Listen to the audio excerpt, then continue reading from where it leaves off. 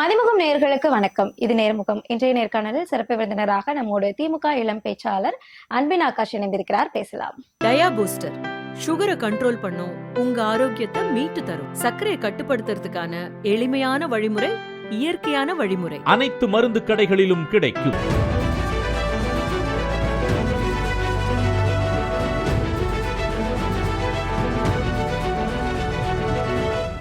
வணக்கம்.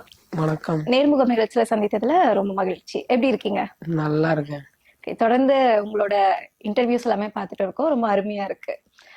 இப்போ திமுக ஃபைல்ஸ் அப்படிங்கிறது அண்ணாமலை இதுக்கு முன்னாடி வெளியிட்டு இருந்தாங்க. அது மிகப்பெரிய சர்ச்சையா மாறிச்சு. இப்ப பார்த்தோம்னா அதே மாதிரி எடப்பாடி பழனிசாமி அதிமுக பொதுச் செயலாளரும் ஒரு திமுக ஃபைல்ஸ் வெளியிட்டு இருக்காங்க. கிட்டத்தட்ட 4 லட்சம் கோடி ஊழல் செஞ்சிருக்கதா ஒரு குற்றச்சாட்டையும் முன் வச்சிருக்காங்க. இதை பத்தி உங்களோட முதற்கட்ட கருத்து என்ன?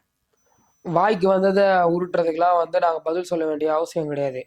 அதே எடப்பாடி பழனிசாமியினுடைய கட்சியினுடைய நிறுவனர் இருக்காருல்ல, எம்ஜிஆர், அவர் ஒரு ஃபைல் ஒண்ணு வெளியிட்டார், சர்க்காரியா கமிஷன் சொல்லிட்டு. அந்த சர்க்காரியா கமிஷனையே பார்த்தவங்க நாங்க. சர்க்காரியா கமிஷன்லயே எந்த ஊழலும் திமுக செய்யவில்லை என்று சர்க்காரியா கமிஷனையே ஒத்துக்க வச்சவங்க நாங்க. ஆணவத்துல பேசல, புரியுதுங்களா? அவங்களால நிரூபிக்க முடியல, ஏன்னா நாங்க தப்பு செய்யல. அதனால சர்க்காரியா கமிஷனே பார்த்தவங்க நாங்க. அது மட்டும் இல்லாம நீங்க அண்ணாமலை அண்ணனை பத்தி சொன்னீங்க. இவராச்சும் பரவாயில்ல, பண்டல் பண்டலா தான் கொண்டு போய் கொடுத்தாரு. அண்ணாமலை அண்ணன் ஒவ்வொரு அமைச்சரும் பெட்டி பெட்டியே கொடுத்தாரு. அவராலேயே ஒண்ணுமே பண்ண முடியல, ஏன்னா திமுக அதை பண்ணல. அதுக்கு பதிலாக அண்ணாமலை அண்ணன் மேல நாங்க மான நஷ்ட வழக்கு தான் போட்டிருக்கோம். அதுதான் மிஞ்சுதே தவிர மித்தபடி ஊழலை நிரூபிக்க முடியல. அது மட்டும் இல்லாம இப்ப இவர் கொண்டு போய் கொடுத்துருக்காருன்றீங்களா, அதுவும் வெறும் பேப்பர் தான், அச்சடிச்ச வெறும் பேப்பர், புரியுதுங்களா? மித்தபடி அது உண்மையா பொய்யான்றதெல்லாம் பொய் தான். நான் சொல்ல உண்மைதான் இல்ல, பொய் தான். இல்ல, நீங்க வெறும் அச்சடிச்ச பேப்பர் அப்படின்னு சொல்ல முடியாது. ஏன்னா அவங்க ஒவ்வொரு துறையிலயும் எத்தனை கோடி ஊழல் செஞ்சிருக்காங்க, ஒவ்வொரு துறையும் அச்சடிச்சு கொண்டு போயிருக்காங்க தான் நான் சொல்லுவேன். இல்ல, அந்த தரவுகளோட அடிப்படையில கொடுத்திருக்காங்க. பொய் தரவுகள் நிரூபிக்கிட்டோம். உங்களுடைய கூட்டணியில அண்ணன் எடப்பாடியாவது ஒரு விவசாயி, புரியுதுங்களா? ஆனால் அண்ணாமலை அண்ணன் அவர்கள் படித்த IPS, அவரு கொடுத்த ஊழல் குற்றச்சாட்டுகளே நிரூபிக்க முடியல. இல்ல, இது இந்த கம்பாரிசன் சரியானது பாக்குறீங்களா? அவர் IPS, இவர் ஒரு விவசாயி அப்படின்னு சொல்றது சரியா? அப்படி சொல்லுங்க. அதாவது அவரு இவரோட அவர் பயங்கரமா தரவை எடுக்கக்கூடியவர். அந்த ஒரு கம்பாரிசன்ல தான் நான் சொல்றேன், எஜுகேஷன் பேஸ்ல நான் சொல்றேன், புரியுதுங்களா? அவரை கொடுத்த ஊழல் குற்றச்சாட்டே அவரால் நிரூபிக்க முடியலன்றது இவரு கொடுத்தது எந்த மூலைக்கு, புரியுதுங்களா? அது மட்டும் இல்லாம முதல்ல ஊழல் குற்றச்சாட்டு இவங்க மத்தவங்க மேல தெரிவிக்கிறதுக்கு இவங்க தகுதியானவங்களான்னு முதல்ல பாக்கணும். என்ன தகுதி இல்லைன்னு சொல்றீங்க? என்ன தகுதி இல்ல? அம்மையார் ஜெயலலிதா யாரு சொல்லுங்க? அம்மையார் ஜெயலலிதா யாரு? முன்னாள் முதலமைச்சர். ஏன் குற்றவாளி எதுல? ஊழல் வழக்குல, புரியுதுங்களா? 2 வாட்டி சிறை சென்ற ஒரே முதலமைச்சர். அடுத்த அண்ணன் எடப்பாடி அவர்களை பார்க்கலாம். முன்னாள் சுகாதாரத்துறை அமைச்சர் அண்ணன் விஜயபாஸ்கர் அவர்களுடைய வீட்டுல இருந்து அமலாக்கத்துறையோ உள்ள சோதனை பண்ணிட்டு இருக்கும்போது 2 ஃபைல ஜன்னல்ல இருந்து தூக்கி போட்டாங்களே, அது என்ன? SP அண்ணன் வீட்டுல இருந்து கிட்டத்தட்ட பல நாட்கள் விசாரணை போயிருந்தது, சோதனை போயிருந்தது, அது என்ன? முன்னாள் பத்திரப்பதிவுத்துறை அமைச்சரான KC வீரமணி அவர்களுடைய வீட்டில இருந்து 2 ரோல்ஸ் ராய்ஸ் கார் எடுத்தாங்க, புரியுதுங்களா? மணல் எடுத்தாங்க, இது என்ன? அது இல்லாம ராஜேந்திர பாலாஜி அவர்களே கைதே பண்ணாங்க. இதெல்லாம் ஊழல் இல்லாம என்ன தானமா இதெல்லாம்? இல்ல, இப்போ நம்ம மேல ஒரு குற்றச்சாட்டு இருக்கு அப்படின்னு சொல்லி அவங்க சொல்லும் போது உங்க மேல இல்லையா அப்படின்னு கேக்குறது எந்த விதத்துல சரியானதா இருக்கும்? அதாவது நான் ஆரம்பத்துல சொல்லிட்டேன், எங்க மேல இல்லன்னு நான் சொல்லிட்டேன். அடுத்து நான் எதுக்கு இதை சொல்றேன்னா, முதல்ல நீங்க எங்க மேல சொல்றதுக்கு தகுதியானவங்களா பாத்துக்கோங்கன்னு தான் நான் சொல்றேனே தவிர, நீங்க எங்க மேல சொல்றீங்க அதெல்லாம் உங்க மேல சொல்றேன்னு நான் சொல்லவே இல்லை. எங்க மேல நாங்க காலகாலமாக பல விசாரணை கமிஷன்களையும் பல ஊழல் வழக்குகளையும் பார்த்தவர்கள் தான். 2G ஸ்பெக்ட்ரம் எடுத்துக்கோங்க, இந்தியாவே உழுக்கின ஒரு ஊழல் வழக்கு. அதுலயே திமுக தப்பு செய்யல சொல்லிட்டு உச்ச நீதிமன்றத்தினுடைய உத்தரவின் பேர்ல நாங்க விடுதலை ஆனோம், தப்பு செய்யலன்னு சொல்லிட்டு, புரியுதுங்களா? அப்படி இருக்கும்போது எங்கள் மீது காலகாலமாக பல ஊழல் குற்றச்சாட்டுகள் வைத்துக் கொண்டுதான் இருக்கிறார்கள். அதை இல்லை என்று நாங்கள் நிரூபித்துக் கொண்டுதான் இருக்கின்றோம். இல்ல, இப்போ இவங்க தரவுகளின் அடிப்படையில் நாங்க இந்த குற்றச்சாட்டை வைக்கிறோம்னு சொல்றாங்க. அப்படி தரவு இருந்து அப்படின்னா நீதிமன்றத்துல போய் வழக்கு தொட்டு இருந்திருக்கலாம். அதுக்கு மாற ஆளுநர் கிட்ட போய் மனு கொடுக்கறதுக்கான அவசியம் என்னன்னு பாக்குறீங்க? நீதிமன்றத்துல கூட கேஸ் நிக்காது, அவர்களால தேர்தல் சமயத்துல அரசியல் பண்ண முடியாது, புரியுதுங்களா? எல்லாமே தரவுகளோட தான் வச்சாங்க. சர்க்காரியா கமிஷன் தரவுகளோட தான் வச்சாங்க. 2G ஸ்பெக்டர் தரவுகளோட தான் வச்சாங்க. இதையும் தரவுகளோட தான் வச்சிருக்காங்க. அப்படி இருக்கும்போது எதுவுமே அவங்களால நிரூபிக்க முடியல, இதையும் அவர்களால் நிரூபிக்க முடியாது. ஏனெனில் நாங்கள் அந்த மாதிரியான ஊழலை செய்யவில்லை. மேம்பால வழக்குல ஊழல் சொல்லிட்டு கைது பண்ணாங்க. அந்த மாதிரி ஊழலை செய்யல சொல்லிட்டு ம். நீதிமன்றத்துல நிரபராதி என்று நாங்கள் வெளியே வந்தோம். புரியுதுங்களா? காலகாலமாக அவர்கள் வைத்துக் கொண்டுதான் இருக்கிறார்கள். காலகாலமாக அது இல்லை என்று நாங்கள் நிரூபித்துக் கொண்டுதான் இருக்கின்றோம். இப்போ ஆளுநர் அவங்க கிட்ட வந்து நிறைய மனுக்கள் கொடுக்கப்பட்டிருக்கு, தமிழ்நாடு அரசு சார்பில் இருந்து கொடுக்கப்பட்டிருக்கு. அது என்ன நிலைமையில இருக்கு அப்படிங்கிறது எல்லாருக்குமே நம்ம இப்ப தமிழ்நாட்டுல பாத்துட்டு இருக்கோம். அப்படி இருக்கும்போது இந்த ஒரு மனுவை மட்டும் தீவிரமா விசாரணை செஞ்சிருவாங்களா? அதாவது வந்து இது ஆளுநர்கிட்ட வந்து தமிழ்நாடு அரசு கொடுத்தது எல்லாமே திராவிட மாடல் அரசாங்கம் கொடுத்தது. அது எல்லாமே வந்து மக்களுக்கு தேவையான ஒரு மனுக்களும் ஒரு அரசாணைகளும். அதனால வந்து அதை வந்து அவர் வந்து கிடப்புலதான் போட்டு வச்சிருக்காரு. ஆனா இது திமுகவுக்கு எதிராக கொடுக்கப்பட்டிருக்கின்ற ஒரு பட்டியல். அதனால வந்து இது அவர் வந்து தீவிரமா பார்ப்பாரு. ஏன்னா அவரு திமுகவுக்கு எதிரானவர் தான், திராவிட மாடல் அரசுக்கு எதிரானவர் தான் ஆளுநர். புரியுதுங்களா? ஆனா இது அவர் தீவிரமா பார்த்தாலும் சரி, தலைக்கீழ நின்று தண்ணி குடிச்சாலும் சரி, ஒண்ணுமே பண்ண முடியாது. இல்ல அப்போ இதை வந்து தீவிரமா விசாரணை எடுப்பாங்க அப்படின்னு சொல்ல வரீங்களா? கண்டிப்பா அவங்க எடுப்பாங்க. தேர்தல் நெருங்குதுல, அவங்களுக்கு வேற கண்டென்ட் கிடைக்கல. எந்த பக்கம் போனாலும் வந்து இப்போ ஒரு குடும்பம் எடுத்துக்கோங்க. குடும்பத்துல அப்பான்னு ஒருத்தர், குடும்ப தலைவர்னு ஒருத்தர் இருந்தா வண்டியில போறாரு, பெட்ரோலுக்கு ரூபாய் 3 லிட்டருக்கு ரூபாய் 3 குறைச்சிருக்காங்க. அவர் கையில போய் திமுக குறை சொல்ல முடியாது. லேடிஸ் எடுத்துக்கோங்க, மகளிர் உரிமை தொகை. அப்படி மகளிர் உரிமை தொகை அவங்களுக்கு கிடைக்கலனாலும் விடியல் பயணத்துல அவங்க பயணம் செய்யறாங்க. விடியல் பயணத்திலேயே அவங்க பயணம் செய்யாம அவங்களே ஓன் வெஹிக்கிள் வச்சிருந்தா அவங்க பிள்ளைங்க ஸ்கூலுக்கு போதுன்னா காலை உணவு திட்டம், அந்த மாதிரியாக லேடிஸுக்கான திட்டங்களை கொடுக்குறாரு. அடுத்து அந்த வீட்டுல ஒரு பொம்பளை பொண்ணு இருந்ததுன்னா அந்த பொம்பளை பொண்ணு வெளியூர்ல போய் தங்கி படிக்கன்னா தோழி விடுதி. இல்ல அந்த தோழி விடுதிகளோட அந்த கட்டணம் அப்படிங்கிறது ரொம்ப உயர்வா இருக்கு அப்படிங்கிற குற்றச்சாட்டுமே இருக்கு. அது அப்படி வந்து அதை பத்தி எனக்கு முழுசா தெரியல. அதை பத்தி தெரிஞ்சுட்டு நான் சொல்றேன். சரிங்களா? தோழி விடுதி இருக்கு. அது மட்டும் இல்லாம அந்த பெண் குழந்தைகளுக்கு 1000 ரூபாய் புரியுதுல, புதுமை பெண் திட்டத்துல. இல்லைன்னா அந்த பெண் குழந்தை வந்து நான் முதல்வர் திட்டத்துல பயன்பெற்றிருக்கோம். இதே அந்த வீட்டுல ஒரு ஆம்பளை பையன் இருக்கு, ஆனா வந்து அந்த பையனுக்கு தமிழ் புதல்வன் திட்டத்துல ஒரு 1000 ரூபாய். புரியுதுங்களா? கல்வி நிலையங்கள்ல இடஒதுக்கீடு. இப்படி ஒரு குடும்பத்துல இருக்கிற எல்லாருக்குமான அரசா திகழுது இந்த திராவிட மாடல் அரசு. இதுல 2026 எங்க திமுக 2.0 வந்துட போகுதுன்ற ஒரு பயத்துல அவங்க வந்து இந்த மாதிரியான வேலைகள்லாம் பார்த்து கொண்டு இருக்காங்க. அவங்க என்னதான் பண்ணாலும், அதான் ஒரு பழமொழி சொல்லுவாங்களே, ஆகாசத்துக்கே ஏறி அந்தர் பெல்ட்டி அடிச்சாலும் நடக்காதுன்னுவாங்கல்ல, அந்த மாதிரி அவங்க என்னதான் பண்ணாலும் 2026 கண்டிப்பா திராவிட முன்னேற்ற கழகம் தான் ஆட்சி அமைக்க போகுது. இல்ல இன்னொரு பழமொழியும் சொல்லுவாங்க, அள்ளி எடுத்துட்டு கிள்ளி கொடுத்தாங்க அப்படிங்கிற மாதிரி. சோ ஊழல் மிக பெருசா பண்ணிக்கிட்டு இந்த நலத்திட்டங்கள் மாதிரி கிள்ளி கிள்ளி கொடுக்குறாங்க. நிரூபிக்கிட்டோம். நிரூபிச்சிட பிறகு இந்த பழமொழி வந்து சொன்னா கரெக்டா இருக்கும். இதெல்லாம் முதல்ல அவங்களை நிரூபிக்க சொல்லுங்க. அண்ணன் அண்ணாமலை அவர்களை முதல்ல வந்து நஷ்ட ஈடு கேட்டாங்கல்ல, அதை கொடுக்க சொல்லுங்க. ஏன்னா இவருடைய கூட்டணியில தானே இருக்காங்க, அதனால தான் நான் அதை சொல்றேன். அதுக்கப்புறம் இவங்க போலாம். போட்டதே வந்து ஒன்றும் பண்ண முடியாம தவிச்சிட்டு இருக்காங்க. இதுல இவங்க புதுசா திரும்ப பண்ணிருக்காங்கன்னா அது வீண் விமர்சனத்துக்கு தான் அவங்க பண்ணிருக்காங்கன்னு தான் நான் சொல்லுவேன். இல்ல இந்த தேர்தல் நேரத்துல குறிப்பா பார்த்தோம்னா மத்திய உள்துறை அமைச்சர் அமித்ஷா அவர்களே சொல்லியிருந்தாங்க, இந்தியாவிலேயே ஒரு ஊழல் மிகுந்த கட்சி அப்படின்னா அது வந்து திமுக தான் அப்படின்னு சொல்லிக்கிட்டு அமித்ஷா சொல்லியிருக்காங்க. அப்போது அவர்கள் மேல நான் அடுக்கிட்டா என்ன அடுக்குவீங்க? பாரத் மாலான்னு ஒரு திட்டம், டெல்லியில இருந்து ஹரியானாக்கு ரோடு போடுற திட்டம். அந்த திட்டத்துல ஒரு கிலோமீட்டருக்கு 250 கோடி போட்டு வச்சிருக்காங்க. புரியுதுங்களா? அது இல்லாம இது வரைக்கும் பாஜக ஆட்சி அமைத்ததிலிருந்து கங்கையை சுத்தம் பண்றதுக்கு 100 கோடி ஒதுக்கிட்டாங்க 2014. கங்கையோட நிலைமை என்ன இன்னைக்கு? LIC வித்து கூறு போட்டாச்சு, ரஃபேல்ல ஊழல். புரியுதுங்களா? அப்படி அவர்கள் மேல ஊழல் குற்றச்சாட்டுகளை அடுக்கி கொண்டே நாம் போகலாம். அவர்கள் வந்து ஊழலை பத்தி பேசுதான் அவங்களுக்கு வந்து பாஜகவிற்கு எந்த தகுதியுமே கிடையாது. அவர்கள் என்னென்ன ஊழல் பண்ணிருக்காங்கன்றத நான் சொல்லட்டுமா? பாரத் மாலா மோசடி, 1 கிலோமீட்டர் ரோடுக்கு 250 கோடி ஊழல், டோல்கேட்டு 170 கோடி ஊழல், ஒரே மொபைல் எண்ணில் 7.5 லட்சம் பேர் இணைப்புன்னு ஆயுஷ்மான் ஊழல், அயோத்தி திட்டத்தில் ஒப்பந்ததாரர்களுக்கு விதிகளை மீறிய சலுகை, அதுலயும் ஊழல் கொடுத்துதான் விதிகளை மீறிய சலுகை கொடுத்திருக்காங்க. அதை தாண்டி ஓய்வூதிய திட்டத்தின் பணம், அதுலயும் ஊழல், மோடியின் விளம்பரத்திற்காக செலவு. அதை தாண்டி அப்புறம் என்ன பண்ணிருக்காங்கன்னா வந்து நதிகளை இணைக்கும் திட்டத்துல ஊழல், உதான் திட்டத்து ஃபெயிலியர், உதான் திட்டமே ஃபெயிலியர். ஆனா அதற்கு ஒதுக்கப்பட்ட நிதி எங்க போச்சுன்றது தெரியல. அது இல்லாம விலைவாசி உயர்வு, அது இல்லாம அதானி மேல ஒரு ஊழல் குற்றச்சாட்டு வந்தது, இங்க இல்ல அமெரிக்கால வந்தது. அதை பத்தியே இந்தியாவில் அவங்க எந்த ஒரு நடவடிக்கையுமே எடுக்கல. அதானி என்பவர் மோடியினுடைய மிக நெருங்கிய நண்பர். அப்படி இருக்கும்போது எவ்வளோ ஊழல் குற்றச்சாட்டுகளை அவர்கள் மேல அடுக்கி கொண்டே போகலாம். பாஜக எதெல்லாம் எங்க மேல சொல்றாங்களோ அதுக்கெல்லாம் அவங்க எல்லாம் ஆதாரம் இல்லை. ஆனா நாங்க எதெல்லாம் பாஜக கிட்ட சொல்றோமோ அதுக்கு எல்லாத்துக்குமே ஆதாரம் இருக்கு. அமித்ஷா அவர்கள் இப்போ வந்து தமிழகத்துக்கு வருகை தந்திருந்தாங்க கடந்த 4ஆம் தேதி. இந்த வருகை அப்போ வந்து யாரு வந்து வரவேற்கணுமோ, குறிப்பா கூட்டணியில தமிழகத்தோட தலைமை அப்படின்னு சொல்லக்கூடிய எடப்பாடி பழனிசாமி அவர்களே வந்து அவரை வரவேற்காம ஒரு ஆப்சன்ட் மூட்லயே இருக்கிறாரு. இதை எப்படி பாக்குறீங்க? ஏன்னா வந்து எடப்பாடி பழனிசாமி அவர்கள் அதிருப்தியில இருக்காரு. அவரை மிரட்டி வச்சிருக்காங்க. என்ன அதிருப்தி இல்ல, என்ன மிரட்டி இருக்காங்க?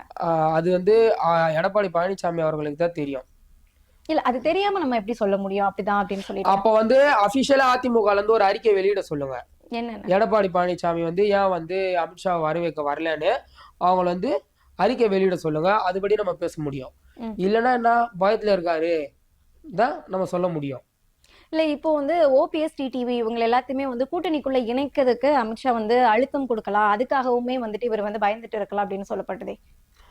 இருக்கலாம்.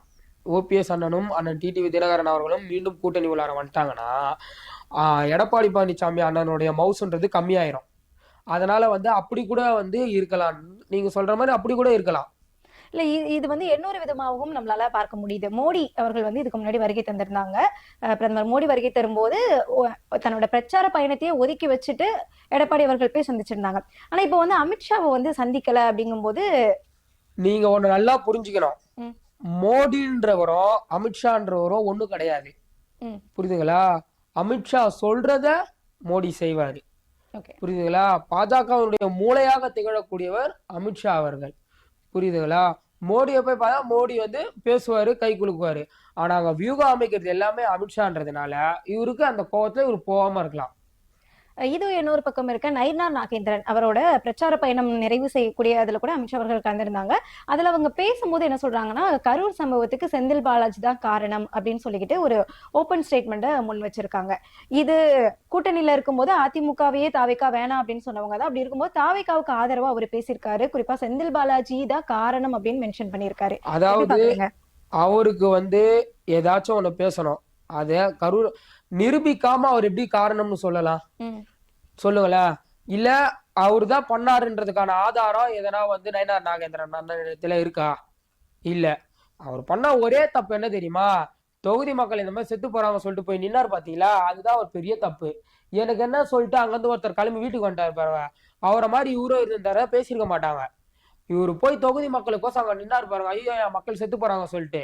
அதுதான் இப்ப தப்பாயிடுச்சு அவங்களுக்கு எல்லாம். அந்த ஒரு காண்டுல அவங்க வந்து செந்தில் பாலாஜி செந்தில் பாலாஜி செந்தில் பாலாஜின்னு தான் சொல்லுவாங்களே தவிர வேற யாரையும் சொல்ல மாட்டாங்க. ஏன்னா அவர்களுக்கு இப்போது விஜயனுடைய ஆதரவு வேண்டும்.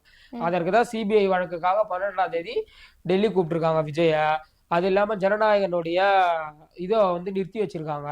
அதனால வந்து அவர்கள் வந்து அவங்க என்ன பேசுறாங்களோ பேசிட்டு போட்டோம். எல்லாமே காலம் பதில் சொல்லும். திமுக எதற்கும் பயப்படாத கட்சி. எங்கள் மீது எவ்வளோ பெரிய ஊழல் வழக்கெல்லாம் வச்சிருக்காங்க. அதெல்லாம் நாங்க தகர் தெரிஞ்சு வந்திருக்கோம் விடுதலையாகி. இப்போ இந்த சிபிஐ விசாரணை சம்மன் கொடுத்திருந்தது நீங்க சொல்லியிருந்தீங்க. இந்த இது மூலமா என்டிஏ கூட்டணிக்குள்ள தாவேக்காவை இழுக்கிறதுக்கான அந்த வாய்ப்பு இருக்கா? இதுக்கு சாத்தியம் இருக்கா? சாத்தியம் இருக்கு.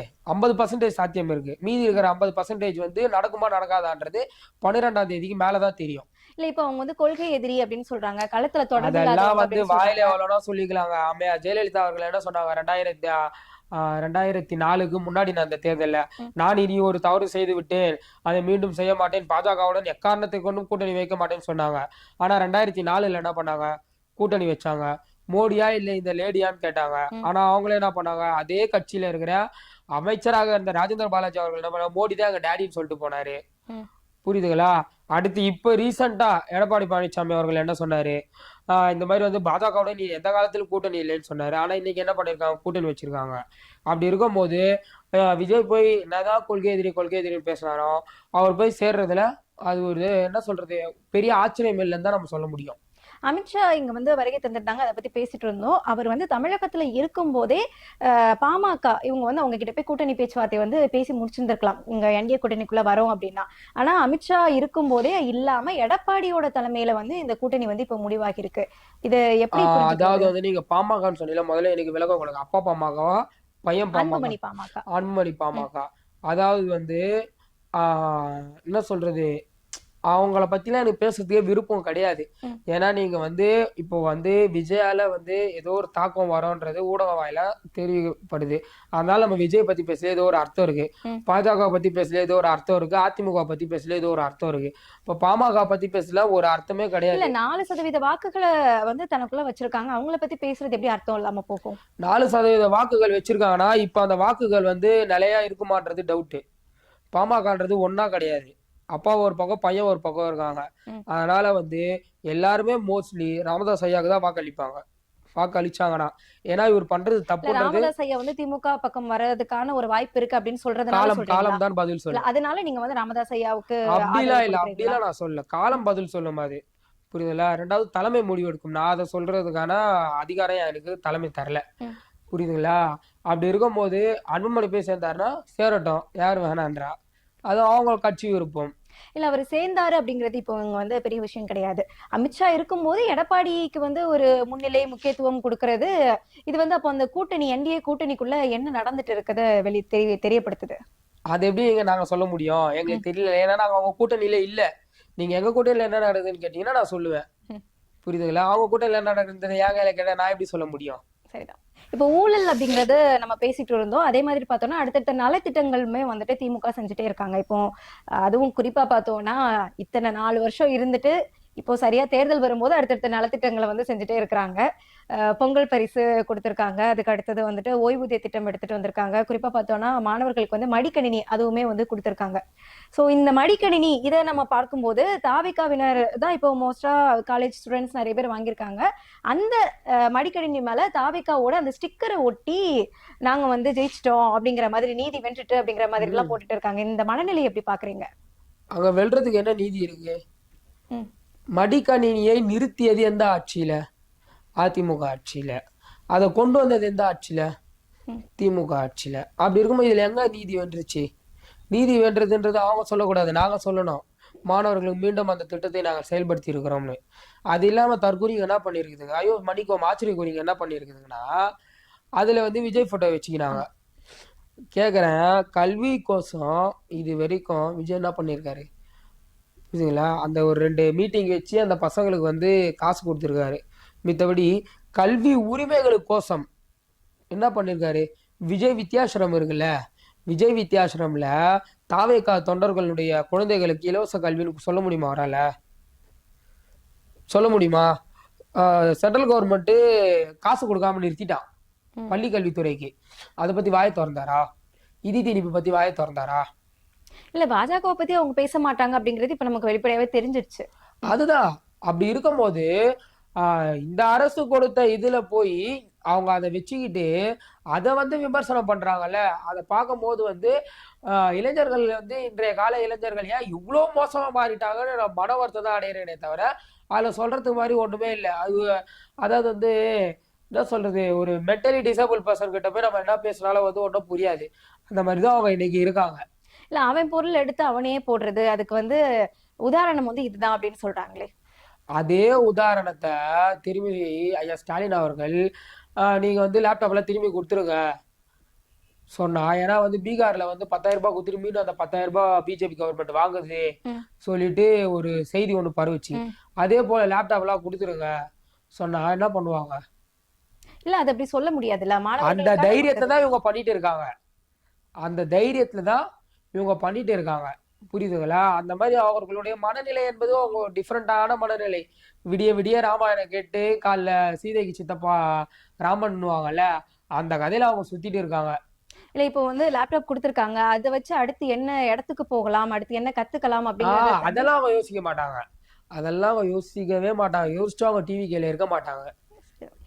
நீங்க வந்து பீகார்ல 10,000 ரூபாய் பத்தியும் பேசியிருந்தீங்க. அந்த 10,000 ரூபாய் கொடுத்தது வந்து பாஜக கொடுத்த தேர்தல் நிதி அப்படிங்கிற ஒரு விமர்சனம் வந்து திமுக வச்சுது. ஆனா இப்ப வந்து தேர்தலுக்கு முன்னாடி அதே மாதிரி 2 மாசத்துக்கு முன்னாடி 3,000 ரூபாய் பொங்கல் பரிசா கொடுத்திருக்காங்களே, இதை எப்படி பாக்குறது? அது பொங்கல் பரிசு. பொங்கல் பரிசு அதுவும் தான் பெண்களுக்கான நலத்திட்டம். பொங்கல் பரிசு பெண்களுக்கான நலத்திட்டம் கிடையாது. நுகர்வோர் ரேஷன் கார்டு வச்சிருக்கிறவங்களுக்கான விழா கொண்டாடுறதுக்கான ஒரு இது. அப்படின்னு பாத்தீங்கன்னா அம்மையார் அவர்கள் 100 ரூபாய் கொடுத்தாங்க. அதே நீங்க சொல்லணும். எடப்பாடி பழனிசாமி 2500 ரூபாய் கொடுத்தாரு, 1000 ரூபாய் கொடுத்தாரு, அதை சொல்லணும்.